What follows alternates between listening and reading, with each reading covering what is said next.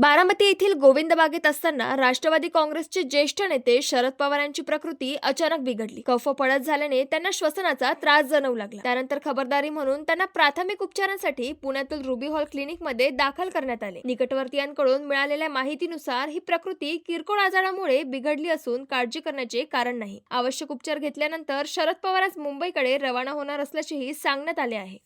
मागवा मागवा मागवा मागवा मागवा सगळे मागवा इकडं माग माग थांब सर माग सगळे थोडी साइड द्या चला चला